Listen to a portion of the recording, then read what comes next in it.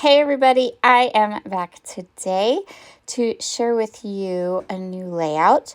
This layout will go along with a coordinating blog post that will be up on the Cherry blog, and I will link the Cherry blog up as well.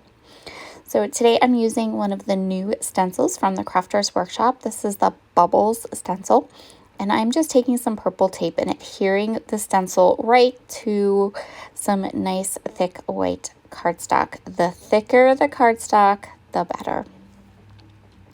We are going to play with some mixed media today I am going to be playing with embossing paste and some of the new Uncharted Mariner Distress Embossing Glaze, as well as speckled egg glaze.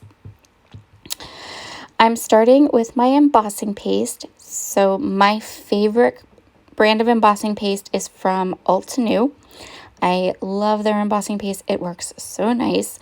So what I'm doing is I am putting the embossing paste over the entire stencil because I'm going to create a 12 by 12 background today for you all. I did this before on another video recently and I lost some of my video footage, but pretty sure I also said that I would totally be doing this again, and I am. In fact, I'm going to be totally doing this again later this week. Oh, no, not this week because it's Saturday. Next week. Because I love this. This is a fabulous way to use your embossing powders. And it's not a super messy mixed media technique, which I think is awesome. So you just get a nice coating of the embossing paste. Make sure it gets in all the little holes and in all the little parts of your stencil. You can put it on thicker, you can put it on thinner. It really depends on what you like. So experiment a little bit. See what you think of the embossing paste with the embossing powder when you put it on nice and thick and you have more texture, or when you put it on thinner and have a more smooth texture and not so much dimension. And I know the big reveal is a little bit anticlimactic, right? Because it's all white on white, but that's okay. We're going to go ahead and keep working here and add our Distress Oxide embossing glaze. Using two different kinds of embossing glaze today. One is speckled egg and the other is the new Uncharted Mariner. And what I'm going to do is I'm going to try to get about half or a little more or less of half of each of these colors over my embossing paste. So what you want to do is you want to coat all of that embossing paste with the embossing powder. And then you want to let it dry thoroughly. So let it set for 45 minutes, an hour. Embossing paste dries quickly. It doesn't dry as slowly as some other mediums. At least my embossing paste does not dry slow. It dries really quick. So it doesn't take very long, 30-45 minutes, and you're ready to hit it with a heat tool. What is really, really cool about the Distress embossing glaze is that it mixes. So see how I'm kind of putting some of the Uncharted Mariner over the speckled egg? So when I melt it in a little bit, the Uncharted Mariner and the speckled egg, the colors will mix together and it will create this cool kind of ombre look where the two colors meet. Very cool. And the only powder that I think does that is the embossing glaze from Tim Holtz. It's kind of just a really awesome, cool effect you can get. You can mix these embossing glazes to get new colors. I think it's awesome and unique. So it's also this embossing, the glaze is kind of translucent. So I would really recommend putting it on white. You can certainly use the embossing glaze and different embossing powders over like pattern papers or colored cardstock, things like that. But with the embossing glaze, it just works better when it's white on white. So let it set 30 to 45 minutes. Dry it completely. Make sure it's good and dry. And then come in with your heat tool. Now, when you're doing a large area, like a 12 by 12 paper, hit it with your heat tool underneath to get the paper warm And then be careful. Move your heat tool around. Do not let it sit in any one spot for any long period of time, especially once your heat tool is nice and hot and it is melting. What you don't want to do is burn the paper underneath, and you will. It'll turn yellow and you'll be like, no. It is a real thing. I've done it. It's not pleasant. So keep your heat tool moving around. If your arm gets tired, turn your heat tool off, shake out your arm, get a drink, get some water, come back to it. These are my tips for doing a 12 by 12 entire background. If you're doing something smaller, it's not going to be an issue. But if you are doing a 12 by 12 background, then it's really, really important that you keep that heat tool moving. I have a Wagner Studio heat tool, which is like the Cadillac of heat tools, and it gets really, really, really, really hot. So just be super careful with that.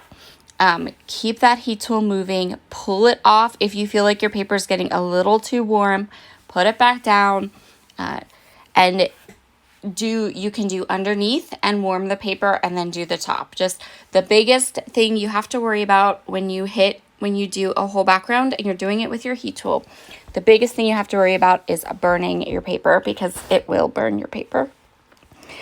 So what I'm doing here is I am just going ahead and melting all of that embossing powder. And as it melts, especially take a look at where the two colors meet, because you'll kind of see how that works, how that ombre, when I melt this powder, it kind of melts together and creates a new color, which is so cool. It's like ink blending, but not. So once I have this completely melted, so all the embossing powder is nice and melty and cute. And you can see this isn't a short process. It takes a little bit of time, especially if you have a really hot heat tool and you have to keep kind of pulling it away from the paper and letting the paper cool down a little bit, and so it doesn't burn. So now let's get a nice close-up look at this. All right, so cute. See where it comes together and you get that new color? I love that. That's like the coolest thing ever to me. Okay, so now we can put our layout together. And the cool part about using this kind of embossing technique is that once you have that embossing done and melted, you're done. You don't have to wait for it to dry anymore. And the embossing paste doesn't take long to dry, so this is like almost like instant gratification. Usually when you do a mixed media background or you create a background, you don't get instant gratification. You have to, do it, and it's wet because you used water, and you have to set it aside and let it all dry. This one, once that embossing powder is melted, you're done. Go Scrapbook. So I trimmed off the edges of my page here because I want to add a background paper. I'm going to be working with the new Photoplay collection, Beach Vibes. This collection is so fun and so cute. I hauled it in a recent video. I'm just going to pick a background paper, and I'm going to go with this watery one because it was just perfect. And I'm actually going to flip the paper upside down. So it is on the paper, if you watch the branding script and you have it the right way up, it's dark at the top and light at the bottom. But so you can see here, I'm kind of thinking about putting the dark at the top and the light at the bottom so that I can match the paper. But what I ultimately end up doing is just flipping the paper upside down. And you can't tell, and it looks awesome. But for me, an ombre looks better when the lighter color's at the top and the darker color's at the bottom. So I'm going to grab my sticky scrapbook tape and put it around the edges. And then I'm just going to grab a little bit of my tape runner and just attach a little bit of the tape runner adhesive into the middle of the paper. Then I can flip it over, and I know that I have that adhesive in the middle, so the adhesive can kind of hold my paper in place without it being stuck there, so I can move it around if I need to and get it perfectly lined up and frame my page out. Really nice. And then once I have it nice and in place, I just kind of push down on the middle so that the adhesive that I've put there will hold it while I pull off the super sticky paper strips. This layout ended up being a lot of me kind of fluffing around a little bit. So, and I have that whole tutorial at the beginning on how to do the embossing paste with the embossing powder. So I'm going to do putting the layout together pretty quick. What I'm going to do is, oh, wait. First of all, I wanted that strip of pretty sandy colored paper across the top, but I cut the first piece totally crooked, so I'm going to recut it now. See, us professional scrapbookers, we make all the same mistakes you guys do. The only difference is we edit videos. So I've been trying very hard to keep a lot of my oopsies back into my videos to show you guys that I am just exactly like all of you. I do all the same mistakes you guys do. It's okay. I am just going to kind of, toss that crooked piece and add this one in. A note on adhesives, because I am working on all of this embossing powdered background, and it's like a slick surface.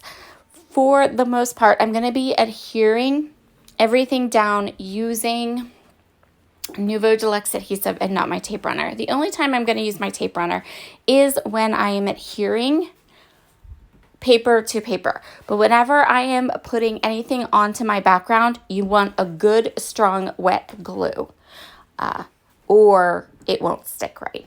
And you'll have stuff falling off your page, which isn't fun at all. These photos that I'm using are part of a set of photos that my sister sent me of my nieces and nephews at the beach. You're going to see loads and loads and loads of beach pictures. I think I've already said that, but all of my social media will be full of beach pictures for the next month because my sister went on a beach vacation. She sent me all of these gorgeous photographs and said, you can scrapbook these. So I actually went and got her an album, and I'm going to gift her with all of these layouts in an album for her. This layout goes with the layout that will be on the face page. I show it at the end of this video, but if you want to see it more up close, you can head over to the blog. There are actually 2 layouts on the blog, this one and the face page, which has more of the photos of like my niece's face and those types of things. These are just 2 kind of totally artistic shots that my sister sent me. She is a really good photographer. She does really cool stuff. So she sent me some of these photos that were kind of like my niece is in both of them, but not full on like face. I hope that makes sense. And then this one photo has like a lot of open space across the top. So what I'm doing is I want to create a border across the bottom, but I'm using frames to do that because that way I can still see some of the bubblies coming through the bottom and coming through my photos. So I'm using the frames and the 2 photos across the top. I don't want to cover up a ton of this background. It's beautiful. And so I decided that I would go ahead and make these 2 coordinating pages. And that way, when you put them together, they match and they look really nice side by side. But one of them is more paper and different photos from the same day. So once I had all the frames down and I had my photos down, I'm going to use that little tag as my title. It says Sandy Toes and Sunkissed, says Sandy Toes, Sunkissed Nose, which I thought was perfect because one of those photos is of my niece's little sandy toes. Perfection. So I'm going to go ahead and use that as my title. And I'm just going to go ahead and fill in with some of the die cuts and some of the stickers. And I'm going to pop everything up. So we're going to have that long cluster across the bottom. That's going to have all the embellishments, both the photos, and then that little cluster across the top. And that's it. So pretty easy layout to put together. I used a lot of the stickers from the sticker sheet, and I used some of the die cuts. But this collection is so pretty, you guys. I really, really like it. If you haven't kind of taken a peek at it yet, I highly recommend doing so. Photoplay generally does really bright, like super themey, really bright collections. But this one is more muted and sandy and really, really nice. So if you like that more kind of vintagey, sort of look to things, which if you've been around my channel for a heartbeat, you know that's me. This line is a really great collection. So you can see here, I'm going to use this sun and a cloud, and I'm going to cover up or kind of enhance that dead space in that one photo because there was a lot of it. There was a lot of sky, and I thought, well, what better thing to put in the sky than the sun and a cloud? And then our page is all done, and I'm going to pull in that second page so that you can see how they kind of coordinate and are going to look in the album and how they go together. So cute. Thank you so very much for joining me today. Here are the close-ups of the page we created. I hope you will give this technique a try. It's so fun. I really, really like it. And check out those awesome bubbles. Have a wonderful, wonderful day. And I will see you guys again tomorrow because we have a Tracy Reed hop. Talk to you soon. Bye.